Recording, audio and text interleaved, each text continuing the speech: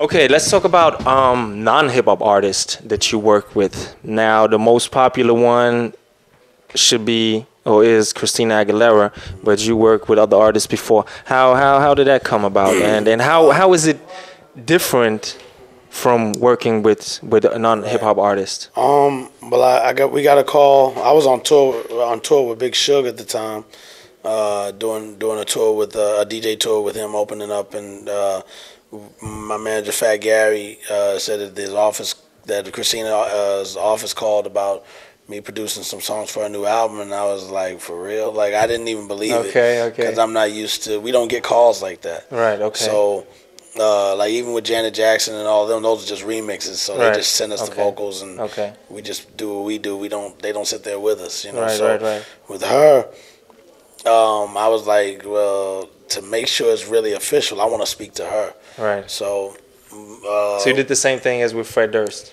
Yeah, I want to speak to her because I just want to make sure that we can connect. Right. If we can't connect musically, it's not worth it. Even if you are a larger, successful artist in the game, the music business, it's like I still have to keep my integrity of me. I care about my fans and I care about what they think. In regards to me crossing a certain line. Right. So I don't want them to be like, oh man, he's going pop, he's doing that.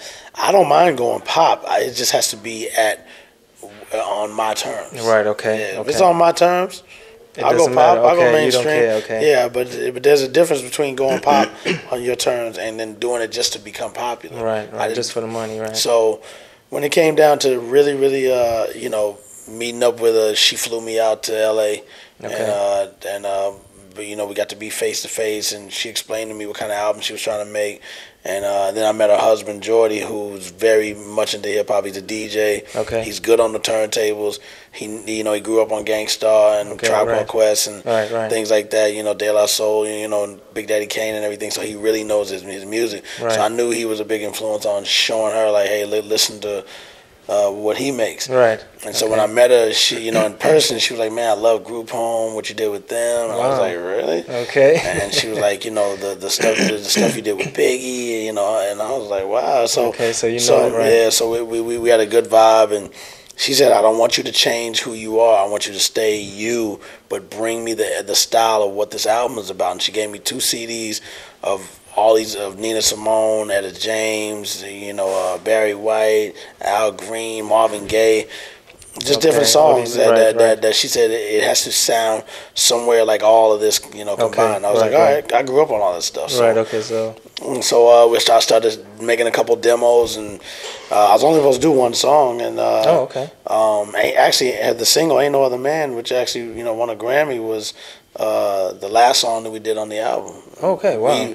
We did the first record we did was actually back in the day. Okay. Yeah. Right. I used to love that sample. It's from a soundtrack called "The Soul of Nigga Charlie." Okay. And and it's at the very, very, very end of the record.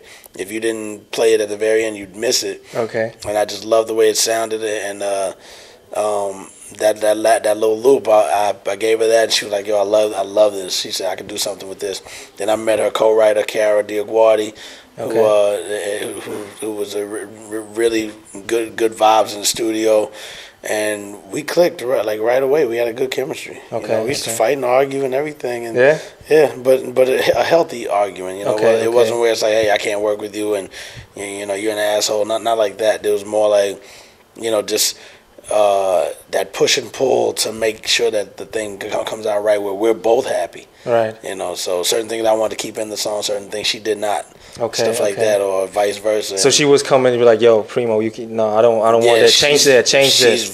She's very calculated. She knows exactly what she wants. Okay. And the way she wants it is the way she wants it. Right. So that's hard for me because I feel like I know what I want. Okay. And at the end of the day, it is her record, but she saw that I'm a person that stands my ground for the love of the music, and she's the same person that does the same thing. She stands her ground for the love of the music. So at the end of the day, she got to see that it was more than just me making a beat and then letting her do her thing. Right. I was totally involved through the whole process. Okay, so would you say that she got the best out of you, or did you have it with rappers more that they like challenge you more and be like, no, change that? No, I think. Or was it with her more? No, I think all artists get the best out of me because I want the best out of them. You know what I'm saying? So even when she cut vocals, you know, I might be like, oh, that line sounded better the other way you did it.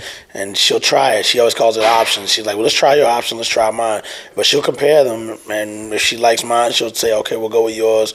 If it's hers, she's like, I'm sticking to mine. But she's willing to compromise. Right. And even the record Thank You was done by accident because a friend of mine that lives in L.A. that works for BET brought his daughter lives in Germany, and she was visiting, and she was like, "Can I come to the studio?" So I was like, "Yeah, you got to come here before Christina gets here." You know, because she doesn't like anybody in the sessions, you know, except for the workers. So I was like, "Hurry up and come up." She brought him early because Christina always came in usually around 6. Right, she came like around 5, but I was like, "Let me show her." She was like, "Show me how to do the turntable." So I'm showing her how to do it. And I had a break record, and I'm just kicking the snare, just bugging out to show her what I was doing. She's like, let me do it. And her father was like, hey, she catches on really fast. So she started just cutting it, going boom, tin, boom, tin, by hand. I was like, wow, you're good. And I said, keep doing that. So I got on the keyboard and started playing those little notes.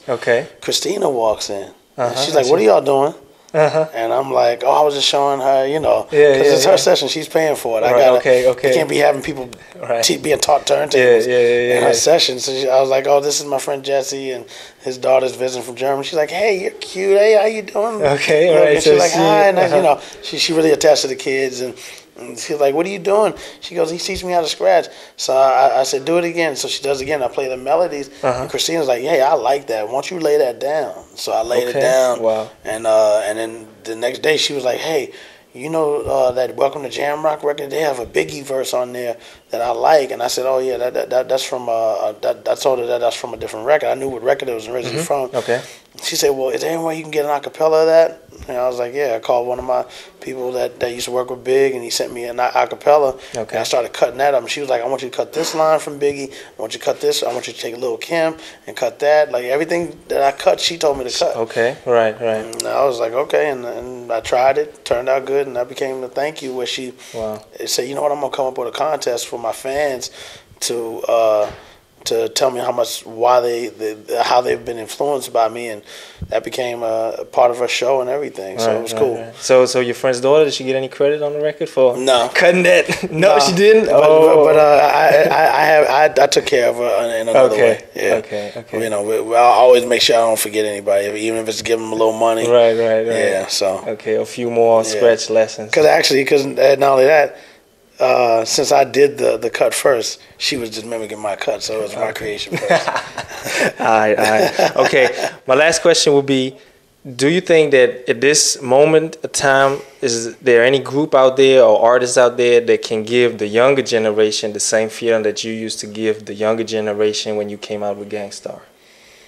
Is there anybody out now? Is there anybody out now that you would say, like, okay, now I think these cats is the, let's say, new version of Gangstar for 2000 or for the 21st century? Is there anybody out there, or? I like all the groups on my label. The NYGs, of course, Black Poet. You know, group wise, as far as outside of my camp, who? Well, I love what Master Ace is doing with EMC, and